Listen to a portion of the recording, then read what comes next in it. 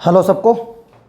आज सबसे पहले मुझे गाना याद आ रहा है जिसका मुझे था इंतज़ार, वो घड़ी आ गई है अब मेरे पास। आज तुम्हारे टर्म 1 में काफ़ी मुश्किलों के बाद कुछ चीज़ें हाथ लगी है जो जिसका मुझे बहुत ज़्यादा बेसब्री से इंतज़ार था। कुछ माइंड ब्लोइंग सैम्पल पेपर्स हैं, हिस्ट्री, ज्योग्राफी एंड ये अभी कंपनी से आज ही डिलीवरी हुआ है मेरे पास।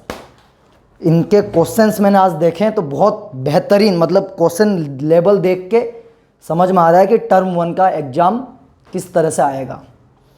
सो इसके सारे क्वेश्चंस एक एक करके रिकॉर्डिंग क्लासेस में कवर करने की पूरी कोशिश करूँगा मैं। जितनी ज़्यादा कोशिश नहीं, पूरा ही करवाऊँगा। सो अपने टॉपिक के ऊपर आते हैं। लास्ट टाइम हमने हड़प्पा के बारे में काफ़ी सारी चीज़ें डिटेल में डिस्कशंस किया कि हड़प्पन सिविलाइजेशन में टाउन प्लानिंग, मोहनजोदारो का जो सिटी था उसको 2 पार्ट्स में डिवीज़न किया गया था, ग्रेट बाथ। आई होप कि तुम लोगों ने वीडियो देखा होगा, अच्छे से समझ में आया होगा। एंड ये लोग इंटरनेशनल ट्रेड करते थे। अब सबसे फर्स्ट क्वेश्चन ये आता है कि जब इतना बड़ा ये सिविलाइजेशन था, सो व्हाई या what are the main reason ये सिविलाइजेशन डिस्ट्रॉयड कैसे हुआ। That means the end of civilization, the end of civilization, the end of civilization. That means what are the most responsible factor to why, अगर ये इतना बड़ा civilisation था, इतना बड़ा सोसाइटी था, तो ये डिस्ट्रॉयड कैसे हुआ। फिर क्या रीजन थे जिसके वजह से ये सिविलाइजेशन डिस्ट्रॉयड हो गया। सो इसी टॉपिक के ऊपर डिस्कस करेंगे। सो जो नेक्स्ट टॉपिक है, what are the main responsible factor to why the Indus valley civilization are declined. मतलब ये सिविलाइजेशन डिक्लाइन क्यों हुआ। इंडस वैली सिविलाइजेशन बहुत बड़ा सिविलाइजेशन था, काफ़ी सारे इंपॉर्टेंट सेंटर थे, जैसे कि मैं बार बार रिपीट कर चुका हूँ। हड़प्पा, मोहनजोदारो, कोट दिजी, बालाकोट, चुंदारो, ये सब पाकिस्तान में। लोथल, नागेश्वर, धोलावीरा ये गुजरात में। राखीगढ़ी एंड बनावली ये हरियाणा एंड कालीबंगन ये राजस्थान। एंड सबसे जो most important well develop centre थे वो हड़प्पा एंड मोहनजोदारो। तो अगर इतना बड़ा सिविलाइजेशन था तो ये खत्म कैसे हो गया, डिक्लाइन कैसे हुआ ये सिविलाइजेशन, तो इसके ऊपर हम डिस्कस करेंगे। सो फर्स्ट रिस्पॉन्सिबल फैक्टर जो है वो है flood. Harappan civilization, that means पूरे इंडस वैली सिविलाइजेशन में ये सडनली बर्बाद नहीं हो गया।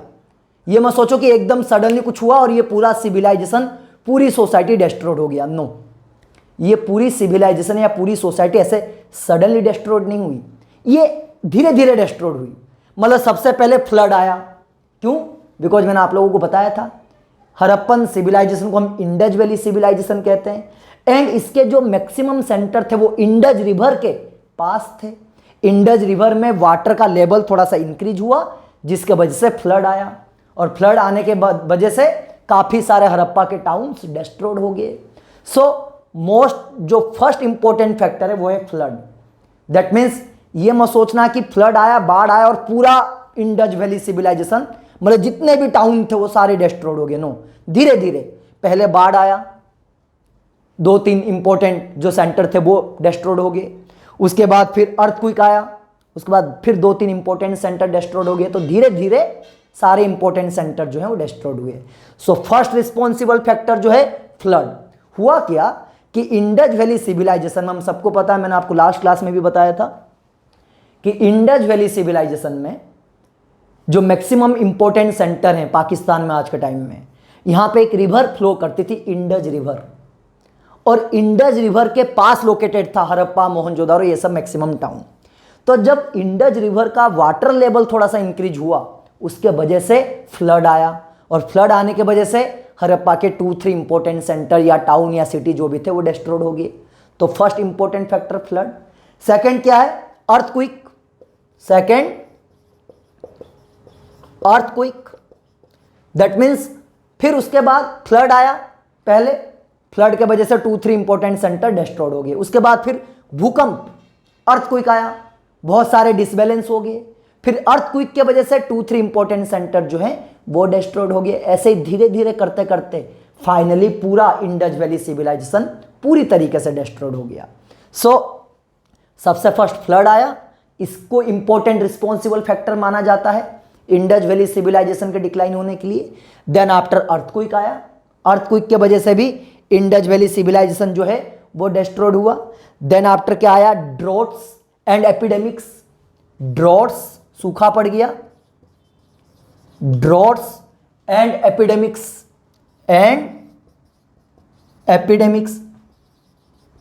दैट मीन्स हड़प्पा में फिर क्या हुआ, सूखा पड़ गया बीच में, सूखे पड़ने की वजह से काफी सारे लोगों की डेथ होगी। फिर एपिडेमिक्स लाइक डिजीज, बीमारियां लाइक कोरोना की तरह, इसके वजह से भी हड़प्पा में काफी सारे जो पीपल थे वो डेथ कर गए।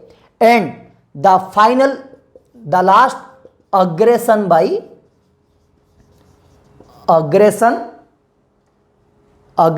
By Aryans. और फाइनली हड़प्पा के ऊपर अटैक किया किन लोगों ने, आर्यंस लोगों ने। आर्यंस लोग, ये कम्युनिटी थी, इन लोगों ने हड़प्पा के ऊपर अटैक किया। जो बचा कुचा हड़प्पा, जो बचा कुचा पूरा इंडस वैली सिविलाइजेशन था वो पूरी तरीके से डिस्ट्रॉयड हो गया। दैट मीन्स पहले फ्लड आया, फ्लड, ये मत सोचना कि हड़प्पा एक साथ सडनली फ्लड आया पूरा डिस्ट्रॉयड हो गया, नो। पहले फ्लड आया, फ्लड के वजह से 2-3 सिटीज डिस्ट्रॉयड हो गए। उसके बाद फिर अर्थक्वेक आया, अर्थक्वेक की वजह से 2-3 सिटीज और डिस्ट्रॉयड हो गई। हड़प्पा ऐसे धीरे धीरे डिक्लाइन हुआ। उसके बाद ड्रॉट सूखा पड़ गया, इसके वजह से हड़प्पा के काफी सारे सेंटर, काफी सारे टाउन जो थे वो डिक्लाइन हो गए। देन आफ्टर एपिडेमिक्स, बीमारियां फैल गई, उसके वजह से भी हड़प्पा के 2-3 इंपॉर्टेंट टाउन वो डिस्ट्रॉयड हो गए धीरे धीरे करके। फिर लास्ट में आर्यंस लोगों ने अटैक किया और इसके बाद तो हड़प्पा, जो भी थोड़ा बहुत हड़प्पा में बचा था कुछ, वो हड़प्पा पूरी तरीके से डिक्लाइन हो गया। सो इनको हम इंपॉर्टेंट रीजन मानते हैं हड़प्पा में डिक्लाइंस होने के लिए। ये सब इंपॉर्टेंट रीजन है जिसके वजह से हड़प्पन सिविलाइजेशन क्या हुआ, डिक्लाइन हुआ। So these are the important responsible factors to declining of the Harappan civilization. क्योंकि ये बहुत बड़ा सिविलाइजेशन था, जब इतना बड़ा सिविलाइजेशन था तो इसके डिक्लाइनिंग के पीछे भी मोस्ट इंपॉर्टेंट रीजन्स रहे होंगे। So these are the most important reasons to why the Harappan civilization to be decline. अब हड़प्पा डिक्लाइन तो हो गया, बट सबसे बड़ा क्वेश्चन ये आता है कि वो कौन से हिस्टोरियन थे जिन्होंने हड़प्पन सिविलाइजेशन को फाइंड आउट किया। सो बिकॉज आज हमें 2600 ईयर्स बिफोर की स्टोरी पता चल रही है, एक 2000 मोर देन, और वो अप्रोक्सीमेट हमें पता है क्लियरली इंडस वैली सिविलाइजेशन कितने साल पहले था किसी को भी नहीं पता। अगर तुम में से किसी को पता हो तो प्लीज कृपया करके मुझे रात को व्हाट्सएप भेज देना कि सर हमें पता है 4000 साल पहले था, या सर हमें पता है 5000 साल पहले था। तो हिस्टोरियन को एक्यूरेट डेट नहीं पता है, ऐसा माना जाता है कि Harappa more than 2600 years old या मोर देन 3000 ईयर्स ओल्ड पहले ये सिविलाइजेशन, ये सोसाइटी एग्जिस्ट करता था, बट इसका प्रॉपर एग्जैक्ट डेट किसी को भी नहीं पता है। अब सबसे पहले बात आता है कि हमें इतनी सारी इनके एविडेंस मिले कहां से, किन लोगों ने ढूंढा, कौन है वो जिन्होंने इनके एविडेंसेस को फाइंड आउट किया। सो ब्रिटिश गवर्नमेंट, जैसे हम लोगों ने कॉलिन मैकेनिज के बारे में डिस्कस किया था, वैसे ही ब्रिटिश गवर्नमेंट की हिस्टोरियंस ने ढूंढा। सबसे फर्स्ट नाम आता है किसका, ASI। ASI means archaeological survey of India. Archaeological survey of India कहा जाता है ASI को, archaeological survey of India, full form है इसका। क्या है ये, एक डिपार्टमेंट है गवर्नमेंट ऑफ इंडिया का, एक डिपार्टमेंट है, आज भी ये डिपार्टमेंट ASI क्या वर्क करता है ये ASI। आज के टाइम पे इंडिया के अंदर जितने भी हिस्टोरिकल मॉन्यूमेंट्स हैं, चाहे वो ताजमहल हो, चाहे वो कुतुब मीनार हो, चाहे वो रेड फोर्ट हो, जितने भी हिस्टोरिकल मॉन्यूमेंट्स हैं उन सब के मेंटेनेंस के लिए यही वर्क करता है। जब हम रेड फोर्ट जाते हैं तो टिकट परचेज करते हैं, जब हम ताजमहल जाते हैं तो टिकट परचेज करते हैं, तो वो जो टिकट का पैसा है, वो टिकट का पैसा किसके पास जाता है, इनके पास जाता है। और उसी पैसे से ये इन हिस्टोरिकल मॉन्यूमेंट्स को पूरे ऑल ओवर इंडिया में जितने भी हिस्टोरिकल मॉन्यूमेंट्स हैं उनको मेंटेनेंस करने की रिस्पॉन्सिबिलिटी, उनको मैनेज करने की रिस्पॉन्सिबिलिटी, उनको रिपेयरिंग करने की रिस्पॉन्सिबिलिटी ये आर्कियोलॉजिकल सर्वे ऑफ इंडिया के पास है। ये डिपार्टमेंट ब्रिटिश गवर्नमेंट ने बनाया था। जब ब्रिटिश लोग इंडिया को इंडिपेंडेंस करके चले गए तो इस डिपार्टमेंट को हमारी इंडियन गवर्नमेंट ने भी कंटिन्यू किया। तो archaeological survey of India, archaeological survey of India जो है वो रिस्पॉन्सिबल है फॉर आर्कियोलॉजिकल रिसर्च। ये रिस्पॉन्सिबल किसके लिए? रिस्पॉन्सिबल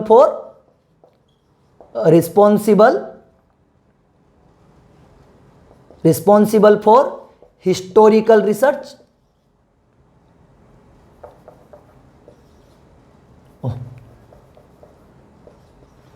हिस्टोरिकल रिसर्च, इंडिया में हिस्टोरिकल रिसर्च के लिए, एंड कंजर्वेशन के लिए। मतलब इंडिया में जितने भी हिस्टोरिकल रिसर्च होती है वो कौन करता है? आर्कियोलॉजिकल सर्वे ऑफ इंडिया आज भी डिपार्टमेंट है, बड़े बड़े हिस्टोरियंस यहाँ जॉब करते हैं और ये डिपार्टमेंट ब्रिटिश गवर्नमेंट ने बनाया था। एंड जो कंजर्वेशन मीन्स हमारे हिस्टोरिकल मॉन्यूमेंट को कंजर्व करने की जो वर्किंग है वो सारा वर्क भी कौन करता है? ASI, archaeological survey of India, यही करता है। इनकी कहानी शुरू होती है सबसे फर्स्ट किससे?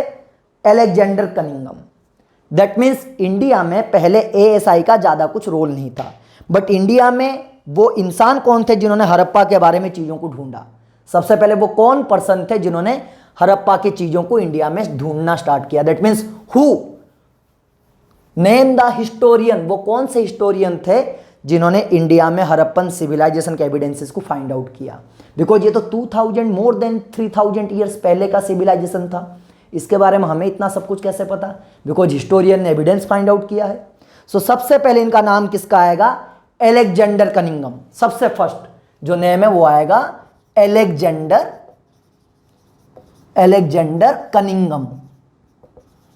कनिंघम। अलेक्जेंडर कनिंघम को स्पेलिंग देख लूं, CUNN, ओके, INGHM, अलेक्जेंडर में EXANDR, ठीक है, अलेक्जेंडर कनिंघम। ये अलेक्जेंडर कनिंघम कौन थे?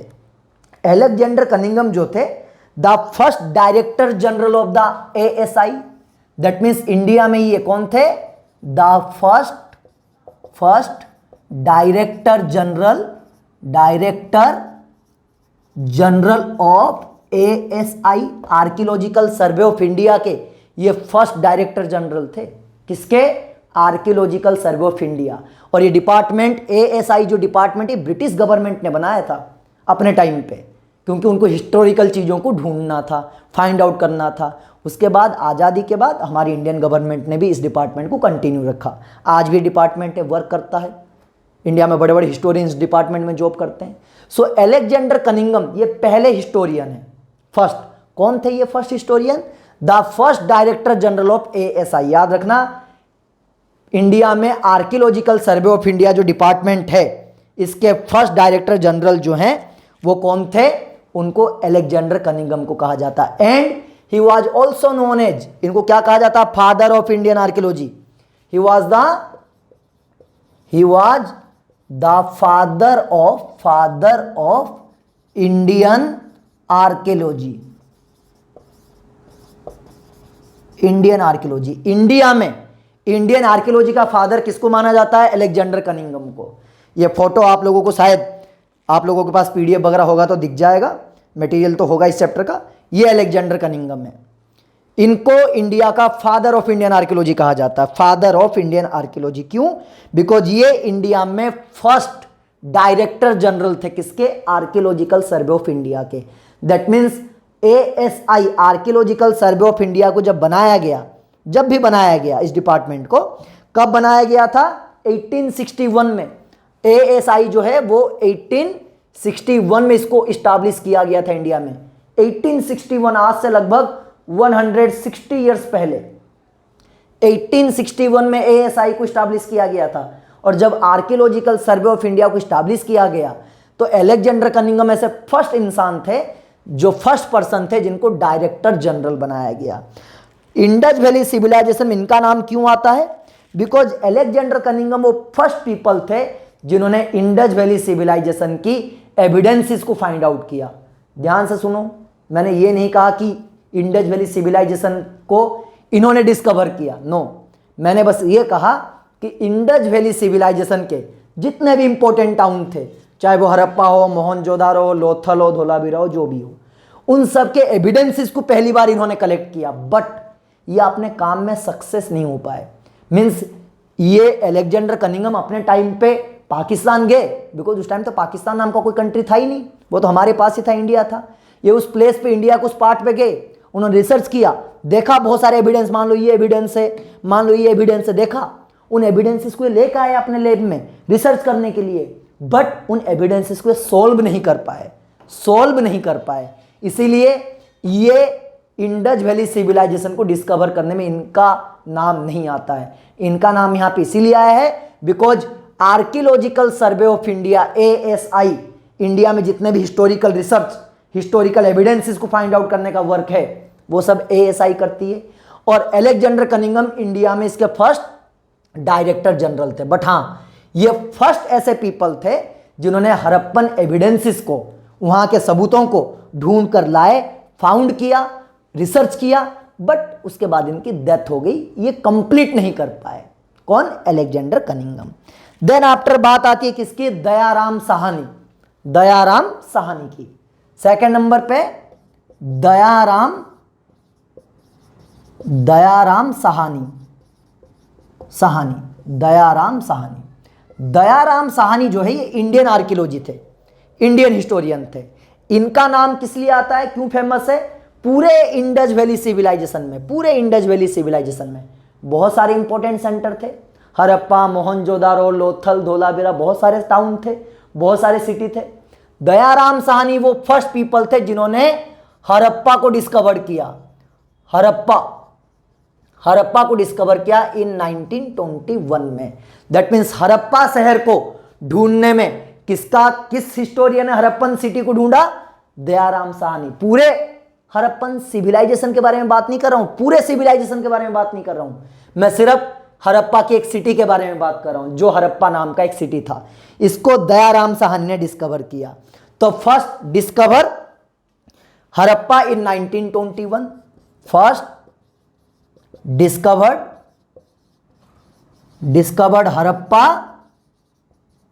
हड़प्पा इन 1921।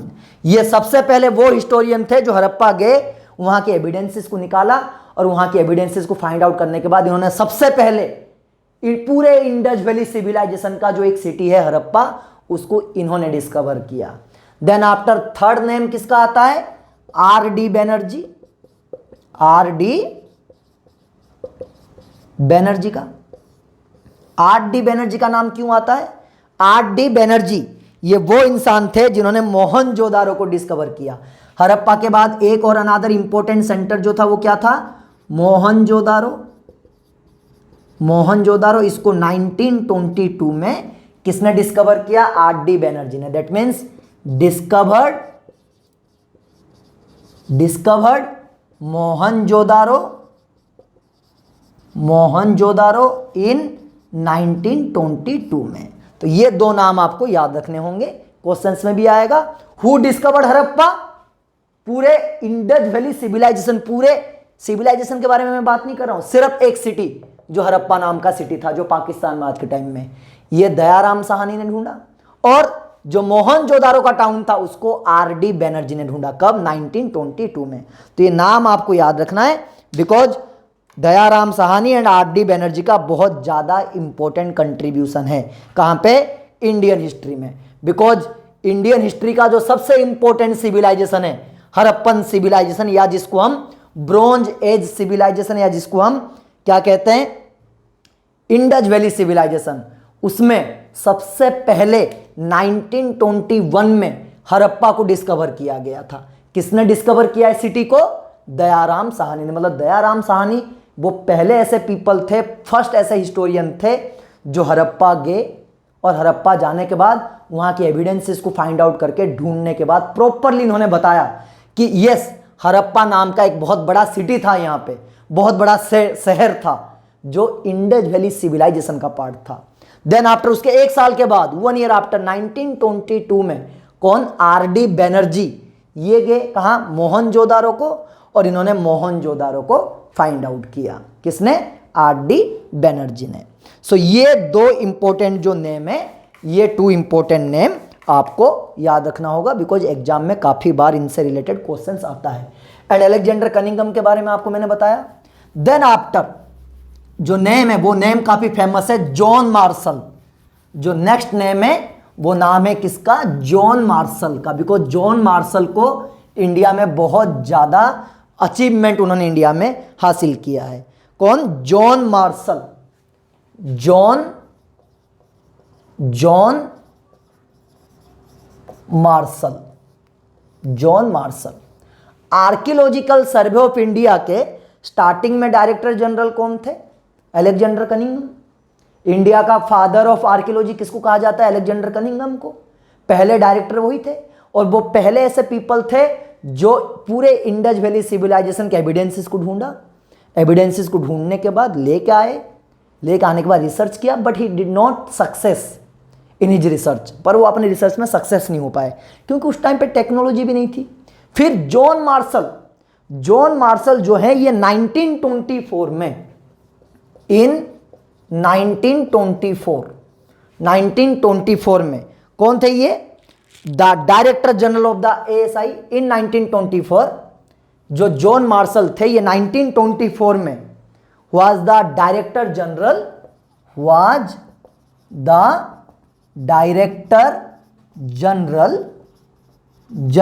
of ASI, archaeological survey of India के डायरेक्टर जनरल बने। 1924 के बारे में बात कर रहा हूं, कंफ्यूज मत होना, कंफ्यूजन माइंड में लोचा मत कर देना, केमिकल लोचा, ठीक है। अलेक्जेंडर कनिंघम 1861, जब ASI archaeological survey of India को 1861 में स्टैब्लिश किया गया था। जब इसको स्टैब्लिश किया गया, इस डिपार्टमेंट को, पहले डायरेक्टर जनरल कौन थे, अलेक्जेंडर कनिंघम। यहां 1924 के बारे में बात हो रही है, अब तक तो अलेक्जेंडर कनिंघम की डेथ हो चुकी थी। सो 1924 में जॉन मार्शल जो थे वो डायरेक्टर जनरल थे ASI के, आर्कियोलॉजिकल सर्वे ऑफ इंडिया के। और आप देखो 1924, इससे 2 साल पहले 1921 में हड़प्पा को ढूंढा गया था, सिर्फ एक सिटी हड़प्पा, दयाराम साहनी ने। 1922 में मोहनजोदारो को ढूंढा गया, रखलदास बनर्जी ने। फिर 1923, ये 1 साल का गैप रहा, कुछ नहीं हुआ। फिर 1924 में John Marshall archaeological survey of India के जनरल डायरेक्टर बने। अब तक जब 1924 में ये आर्कियोलॉजिकल सर्वे ऑफ इंडिया के जनरल डायरेक्टर बने, अब तक 2 सिटी को ढूंढा जा चुका था, बट लोथल, धोलावीरा, नागेश्वर, जो पूरा इंडस वैली सिविलाइजेशन है था, यहां पे एक सिटी हड़प्पा और अनादर सिटी मोहनजोदारो। इन दोनों को तो ढूंढा जा चुका था 1924 से पहले ही, 1921 और 1922 में। पर बाकी लोथल, धोलावीरा, नागेश्वर, राखीगढ़ी, कलीबंगन, बनावली, कोट दीजी, बालाकोट, चुंदारो, इन सबको तो नहीं ढूंढा गया था। तो उस टाइम पे 1924 में इंडिया की हिस्ट्री में किसकी एंट्री होती है, जॉन मार्शल की। जॉन मार्शल 1924 में इंडिया के आर्कियोलॉजिकल सर्वे ऑफ इंडिया में जनरल डायरेक्टर बने, और जैसे ही जनरल डायरेक्टर बने इन्होंने रिसर्च करना स्टार्ट कर दिया। अच्छा, ये बहुत नॉलेजेबल पीपल थे, क्योंकि इंडिया आने से पहले ये कई कंट्रियों में काम कर चुके थे। He was the first professional historian, ये इंडिया के फर्स्ट प्रोफेशनल आर्कियोलॉजिस्ट थे, जो इंडिया आने से पहले ग्रीस एंड क्रीट में भी काम कर चुके थे, Greece and Crete. So he was the first professional archaeologist, ये इंडिया के फर्स्ट प्रोफेशनल आर्कियोलॉजिस्ट थे। He was the first professional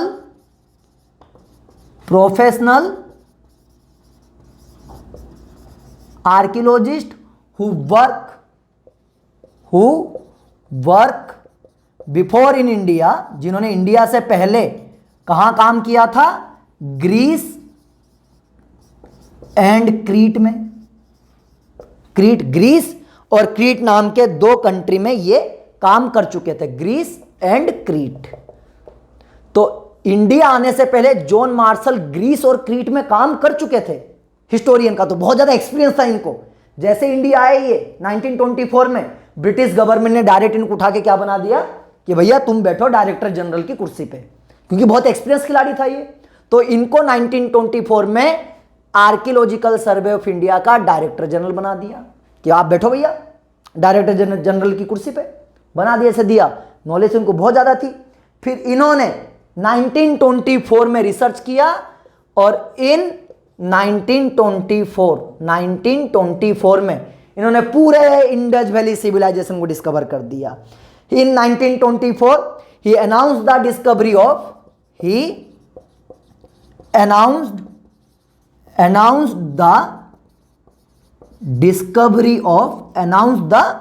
discovery of a new civilization in Indus Valley, a new civilization in Indus valley.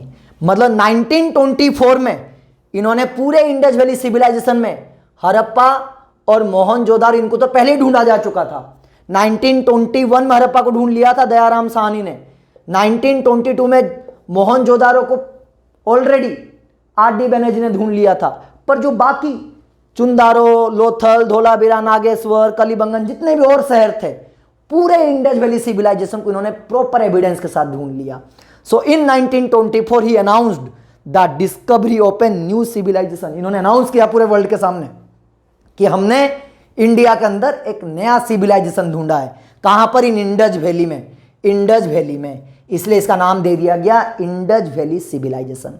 तो ये India के ऐसे, मतलब question आएगा अगर क्वेश्चन आ गया मान लो कि हु डिस्कवर्ड हड़प्पा, वो हड़प्पन सिविलाइजेशन नहीं पूछ रहा है, वो सिर्फ आपसे पूछ रहा है हड़प्पा को किसने ढूंढा। तो 1921 में हड़प्पा को दयाराम साहनी ने ढूंढा। हु डिस्कवर्ड मोहनजोदारो, तो मोहनजोदारो को 1922 में आर.डी. बनर्जी ने ढूंढा। अगर क्वेश्चन आ गया हु डिस्कवर्ड हड़प्पन सिविलाइजेशन, पूरे हड़प्पन सिविलाइजेशन को किसने ढूंढा, तो किसका नाम आएगा? जॉन मार्शल का। हड़प्पन सिविलाइजेशन का मतलब पूरा सिविलाइजेशन, पूरा जो एरिया है, इसके एक एक पॉइंट को इन्होंने ढूंढा और इन्होंने ढूंढकर प्रॉपर एविडेंसेस के साथ पूरे इंडिया को बताया कि यहां पर एक सिविलाइजेशन था। इसके बाद जो नेम है वो नाम किसका है? R.E.M. व्हीलर।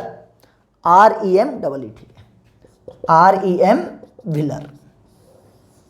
R.E.M. व्हीलर इन 1944 में R.E.M. व्हीलर कौन थे? was the director general of ASI 1944 in 1944 R.E.M. Wheeler was the director general of ASI। मतलब जॉन मार्शल 1924, उसके बाद और भी काफी सारे लोग आए, हमारे सिलेबस में वो नहीं है। 1944 में आर्कियोलॉजिकल सर्वे ऑफ इंडिया के जनरल डायरेक्टर कौन थे? R.E.M. व्हीलर। R.E.M. व्हीलर थे, ये जनरल डायरेक्टर बने। इनका नाम क्यों आता है? बिकॉज ये क्या थे? ये एक एक्स आर्मी ब्रिगेडियर थे। He was an ex army brigadier. ये आर्मी के एक्स ब्रिगेडियर थे, आर्मी में काम कर चुके थे, बट इनको हिस्ट्री की भी बहुत ज्यादा नॉलेज थी। तो 1944 मतलब इंडिया की इंडिपेंडेंस से 3 इयर्स पहले, 1947 में हमारा कंट्री इंडिपेंडेंस हुआ है, उससे 3 इयर्स पहले R.E.M. व्हीलर को आर्कियोलॉजिकल सर्वे ऑफ इंडिया का जनरल डायरेक्टर बना दिया। बट इन्होंने क्या किया? इनका नाम क्यों आता है? क्योंकि आर्मी की ट्रेनिंग के टाइम पे इन्होंने जिन चीजों को सीखा था उन्हीं चीजों को इन्होंने आर्कियोलॉजी के फील्ड में यूज किया, मतलब हिस्ट्री को फाइंड आउट करने में यूज किया, इसलिए इनका नाम आया है। इन्होंने भी Harappan civilization, Indus valley civilization में काफी सारी चीजों को ढूंढा, काफी सारी चीजों को फाइंड आउट किया, बहुत सारी चीजों को इन्होंने भी फाइंड आउट किया। इन्होंने क्या टेक्निक लगाया? Because he was an ex army brigadier, क्योंकि ये पहले आर्मी में काम कर चुके थे, तो इसीलिए आर्मी में काम कर चुके थे, नॉलेज बहुत ज्यादा थी। तो आर्मी में जो चीजें इन्होंने सीखा था, जिन चीजों का एक्सपीरियंस इनके पास था, उस एक्सपीरियंस को इन्होंने आर्कियोलॉजिकल सर्वे ऑफ इंडिया में लगाया। इसलिए हमने इनका नाम यूज करते हैं, बिकॉज ये एक इंपॉर्टेंट प्लेयर थे किसमें? इंडियन हिस्ट्री को फाइंड आउट करने में, हड़प्पन सिविलाइजेशन को फाइंड आउट करने में। सो दैट्स व्हाई हम इसीलिए किसका नाम ज़्यादातर आर.ई.एम. व्हीलर जो हैं उनका नाम लेते हैं, क्योंकि ये एक इंपॉर्टेंट कैरेक्टर हैं किसमें, इंडिया की स्टार्टिंग की अर्लीस्ट हिस्ट्री को फाइंड आउट करने में। सो ये एक इंपॉर्टेंट कैरेक्टर।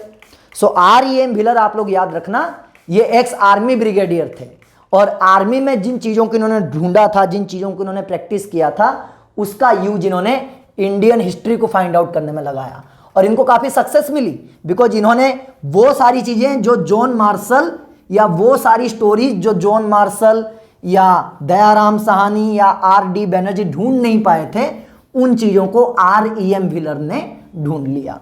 सो आप देखो इंडियन हिस्ट्री में कितना ज़्यादा कंट्रीब्यूशन है ब्रिटिश गवर्नमेंट का। आर्कियोलॉजिकल सर्वे ऑफ इंडिया के फर्स्ट डायरेक्टर, जनरल डायरेक्टर जो हैं वो अलेक्जेंडर कनिंघम ब्रिटिशर। पूरे इंडस वैली सिविलाइजेशन को जिसने ढूंढा जॉन मार्शल, वो ब्रिटिशर। आर.ई.एम. व्हीलर जिसने बहुत ज़्यादा कंट्रीब्यूशन, बहुत ज़्यादा अचीवमेंट किया इंडियन हिस्ट्री को ढूंढने में, हड़प्पन सिविलाइजेशन के एक एक एविडेंस को फाइंड आउट करने में, वो ब्रिटिशर। बस ये है कि दो इंपॉर्टेंट सिटी हड़प्पा और मोहनजोदारो, इसको इंडियन ने ढूंढा था। हड़प्पा को दयाराम साहनी ने और मोहनजोदारो को आर.डी. बैनर्जी ने। एक बुक है जिस बुक का नाम क्या है, the story of Indian archaeology. ये एक बुक है, बहुत फेमस बुक है, क्वेश्चन आता है। बुक क्या है, स्टोरी ऑफ, द स्टोरी है शायद, yes, the story of Indian archaeology. इस बुक के राइटर कौन है, ऑथर कौन है, ये कई बार एग्जाम में आता है। The story of Indian archaeology के ऑथर कौन है, आप लोग याद रखना, ऑथर कौन है, एस.एन. रॉय। एस.एन. रॉय जो हैं, ये एक बहुत इंडिया की फेमस किताब है जिस बुक का नाम है the story of Indian archaeology. तो ये जो स्टोरी ऑफ इंडियन आर्कियोलॉजी है, इस स्टोरी ऑफ इंडियन आर्कियोलॉजी के जो ऑथर हैं, वो ऑथर कौन है, एस.एन. रॉय। एस.एन. रॉय को the story of Indian archaeology का ऑथर माना जाता है। अब हमारे चैप्टर में कुछ और चीजें हैं, एक दो पॉइंट्स, उनको हम एक बार डिस्कस कर लेते हैं, देन आफ्टर चैप्टर कंप्लीट। जब इंडस वैली सिविलाइजेशन हुआ करता था, ये लोग किस किस की पूजा करते थे, इनका रिलीजन, अगर हम बात करें इंडस वैली सिविलाइजेशन के पीपल का religion, that means the religion of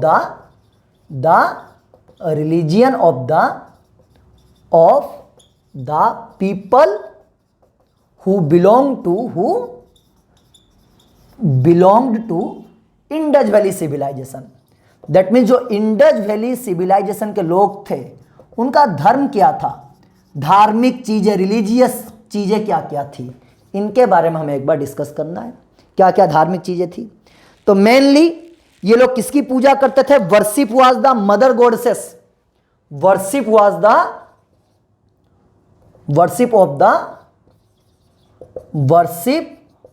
the mother goddesses, mother goddesses, देवी माँ की पूजा करते थे ये लोग। मदर गॉडेसेस कौन सी देवी माँ, शायद आप लोगों ने देखा भी होगा, मैंने आई थिंक पहले भी दिखाया था, लाइक ये आप देख सकते हो, ये देवी माँ है, इनकी पूजा करते थे ये लोग।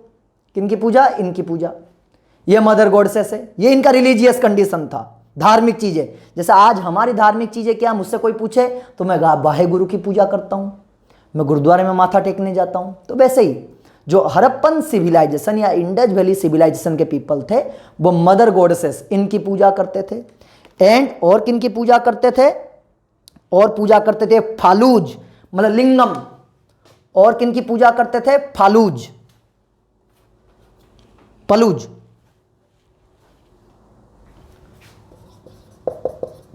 मतलब लिंगम की पूजा करते थे। एंड योनी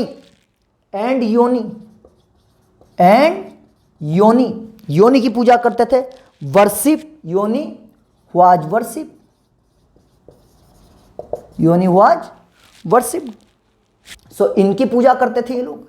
दैट मीन्स फालूज का मतलब लिंगम मतलब शिवलिंग, जो शिवलिंग है उसकी पूजा करते थे। लाइक शिवलिंग, छोटे छोटे शिवलिंग की पूजा करते, जैसे हम लोग मंडे को जाते हैं पानी चढ़ाने के लिए, ऐसे ये देखो शिवलिंग, इनकी पूजा करते थे। एंड उसके साथ साथ योनी means private part of female का जो प्राइवेट पार्ट है, उनकी भी ये पूजा करते थे। ये ऐसे ही कंडीशन था उन लोगों का। एंड किन की पूजा करते थे? ट्री की पूजा करते थे, लाइक पीपल, ट्रीज, पीपल का पेड़, पीपल की पूजा करते थे। और किन की पूजा करते थे? एनिमल्स में बुल की पूजा करते थे, एनिमल में बुल की पूजा करते थे। और बर्ड्स की भी पूजा करते थे। कौन से बर्ड? पीजन, कबूतर, बर्ड्स की पूजा करते थे। बर्ड्स की भी ये लोग क्या करते थे? पूजा करते थे। एंड स्टोन्स, और पत्थरों की पूजा करते थे। एंड स्टोन्स, इनकी पूजा भी करते थे ये लोग, इन सब की पूजा करते थे। And people of Indus valley worship mother goddesses and प्रोटोशिवा, yes, और किसकी पूजा करते थे? प्रोटोशिवा, प्रोटोशिवा, भगवान शिव जी की पूजा करते थे। किसकी? प्रोटोशिवा। आई थिंक मैंने आप लोगों को चैप्टर में भी बताया था ये चीज, प्रोटोशिवा। लाइक इस इमेज में आप देख सकते हो, ये भगवान शिव योगिक पोस्चर में बैठे हुए हैं। आप देखो, ये भगवान शिव है, उनके चारों तरफ एनिमल्स हैं, और भगवान शिव योगिक पोस्चर में इस टाइप में योगा करते हुए दिखाए गए हैं। सो इन सब की पूजा होती थी कहाँ पे? इंडस वैली सिविलाइजेशन में। इंडस वैली जो सिविलाइजेशन है वहाँ पे इन सब की भी पूजा होती थी। इंडस वैली सिविलाइजेशन में एक इंसान था जिसके पास कुछ मैजिकल पावर थी। उसको क्या कहा गया था? उसका नाम सामन, उसका नाम था shaman. Shaman, shaman means some magical powers. The person